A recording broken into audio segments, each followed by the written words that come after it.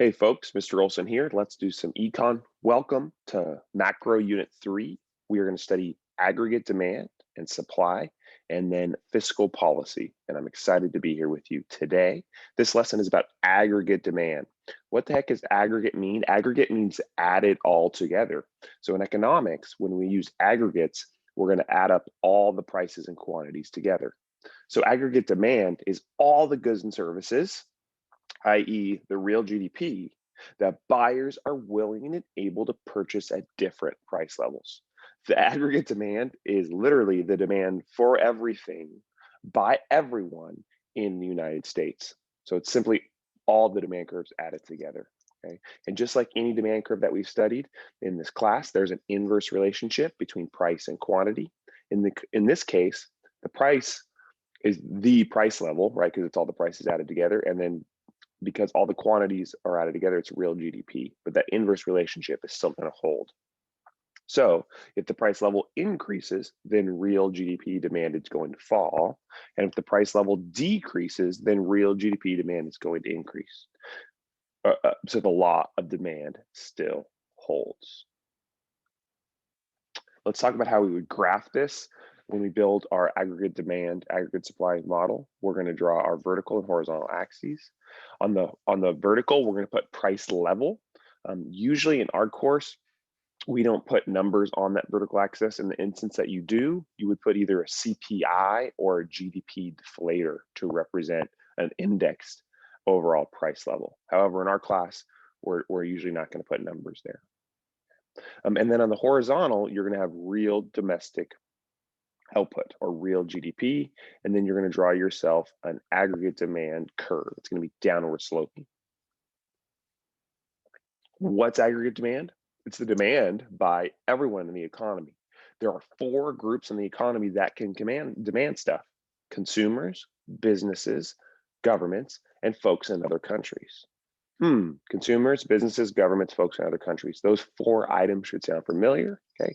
Those are the 4 components of GDP. That is the most important equation in macroeconomics, okay? So all aggregate demand is C plus I plus G plus XN, right? It's the expenditures approach to GDP, right? So it makes it pretty easy to study this because anytime there's a change in consumption, it's gonna shift our aggregate demand curve later. If there's a change in net export, it's gonna shift our aggregate demand curve later. Okay, so here's another way that C plus I plus G plus XN is going to continue to be really important as we study macroeconomics. We'll talk in this video about what does shift the curve, but what's definitely not going to shift the curve. So think back to our lessons in microeconomics. Think for a second about what definitely never is going to shift the curve. And the answer, of course, is price, okay? Because price never shifts the curve. So when the price level changes, we would move along the aggregate demand curve, but it's never going to shift the curve. Okay, so that same rule that we analyzed in micro is going to apply here. So let's analyze why aggregate demand is downward sloping. There are 3 formal reasons to explain why, if the price goes up, the quantity of real GDP demanded goes down, and you need to be familiar with these. The first formal reason that aggregate demand is downward sloping is the wealth effect. Okay. If the price level is higher, then the purchasing power of money that people already have is going to be reduced, right? And so the money that households have was not going to go as far, so the quantity of expenditures is going to decrease. Okay. On the other hand, if the price level decreases, then all other things equal, people are going to have more power and be able to buy more goods and services with that money. So their purchasing power is going to increase. Okay, so if the price level doubles, people are going to buy less stuff because they have less purchasing power. Price level goes up, GDP of the quantity of GDP demanded goes down. Okay, so the value, the purchasing power of our money is going to change based on the price level changes, and that explains that inverse relationship. The second reason that the aggregate demand curve is downward sloping is something called the interest rate effect. Okay, when the price level increases, so if price goes up, then lenders are going to need to charge a higher interest rate to get a real return on their loans. You know this from our study of real and nominal interest rates. So if the price level goes up, then nominal interest rates are going to have to increase so that lenders, like banks, can get a real return on their loans when they adjust for inflation. And when interest rates are higher, it's going to discourage consumers and businesses to spend. Why is that? Well, if the interest rate goes from 5 to 25%, you're much less likely, if you're a business, to take out loans to improve your business. If you're a student, you guys are gonna go off to college next year, and you may be considering taking out student loan debt. Let's just say, for the sake of argument, right now, you could borrow 40K or 50K for college at 5% interest. You might be willing and able to pay that. However, if the price level goes way up and banks had to charge 25% on your student loan, then that might change your calculation. You might say, you know what, shoot, that's too much interest to pay on my student loans. Maybe I'll look for an alternative. Okay. So it's going to discourage spending, and therefore, price level goes up, the quantity of real GDP demanded goes down. The third formal reason that the aggregate demand curve is downward sloping is the foreign trade effect. So if the price level within the US goes up, foreign buyers are going to purchase fewer US goods, and Americans are actually going to buy more foreign goods. Okay, and that's going to cause exports to fall and imports to rise, which is going to make real GDP demanded fall. Right. So what's a real world example of this? If the price level triples in the US, Canada is not going to buy US goods, causing the quantity of real GDP demanded to fall in the US. So price goes up, GDP demanded goes down. Okay, if the price level goes up in the US, our exports are going to be more expensive for folks in other countries. If the price level goes up in the US, then Fords are more expensive for folks in China or Latin America.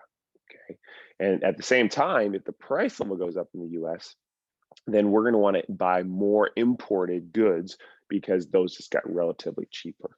This is a little tricky for students to wrap their head around at this point in the game. Don't worry about it too much. We will develop foreign exchange later in the course as well. But you just need to understand now that there are these three formal reasons that we explain why the aggregate demand curve is downward sloping. Okay, so we've established the aggregate demand curve. We understand that it's simply C plus I plus G plus XN, and we've given the three reasons that it's downward sloping.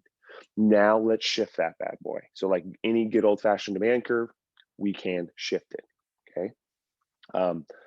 What is that going to look like? If there's an increase in spending, then 80 is going to shift to the right, and if there's a decrease in spending, it's going to shift to the left, okay? So if C plus I plus G, if C or I or G or XN increases, then aggregate demand is going to increase to the right. And on the other hand, if C or I or G or XN decreases, then aggregate demand is going to shift to the left. Okay, so let's go through the different categories of changes that are going to cause those shifts. First category is changes in consumer spending. So what are some examples of some disruptions that are going to change consumer spending and therefore shift aggregate demand? One example are changes in disposable income. Disposable income is your income after taxes. If in society, households have higher incomes, that's going to increase consumer spending and therefore shift aggregate demand to the right. People have higher incomes, they're going to consume more. They're going to buy more goods and services. Consumer expectations matter a lot. So if consumers are confident, they're going to consume more now because they feel like we're going to have a strong economy and they're going to have their jobs in the future. Okay. On the other hand, if consumer expectations fall, then that's going to decrease consumption. So the example here in black says if people fear recession. So right now, if people fear a recession is coming, then they're going to decrease their consumption now because they want to save more now and save for a rainy day when they think that recession is coming. Okay, so consumer expectations have an impact on real consumer spending now. Household indebtedness can impact consumption. If there is more consumer debt, that's going to decrease consumption because households are going to spend money paying down their debt as opposed to buying new goods and services. So there's trillions of dollars in student loan debt out there in our society right now, and that's going to make it so people buy fewer cars, fewer vacations, fewer date nights out, et cetera, et cetera. Okay, taxes are going to impact consumption. If there's a decrease in income taxes, that's going to increase disposable income and therefore increase consumption. Okay. On the other hand, let's flip it. If there's an increase in income taxes, that's going to decrease disposable income and therefore decrease consumption. So those are the most common examples of the subcategories of changes in consumer spending that are going to impact aggregate demand. Let's look at changes in investment spending. By way of reminder, and by investment spending, we only mean one thing in this course. We mean businesses spending on tools, factories, and machineries. We mean businesses growing their capital stock. Okay, so real interest rates are going to change investment spending. Real interest rates are the price of borrowing money adjusted for inflation.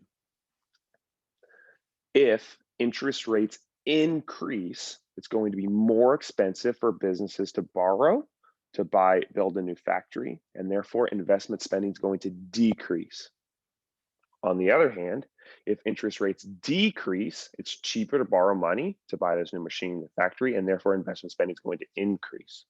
Okay, so there's an inverse relationship between interest rates and investment spending. When you picture a business building a new factory, always assume they're going to borrow the money to do it, right? Therefore, if interest rates go down, it's going to be an overall cheaper project, and they're more likely to do so. Okay. Business expectations matter a lot too. So household expectations matter for consumption, and business expectations matter for businesses. If businesses have high expectations of future economic growth, they're going to invest more now, right? Because they're going to assume that they're going to want to invest in more tools, factories, and machineries now so that they can produce more and earn more money in the future, okay? So high business expectations increase investment spending, okay? Productivity and technology are going to increase investment spending. If there's a new technology of robots, then businesses are going to buy that new type of capital to invest in their future. So new type of robot breakthrough is going to increase investment spending. And then business taxes can also impact investment spending. If there's a higher corporate tax rate, that's usually going to lower investment spending because more money is going to the government to pay for taxes as opposed to building new factories. All right, so C plus I, we've already established C plus I. So these are the most common changes that are going to change C or I. Let's go to government spending, okay?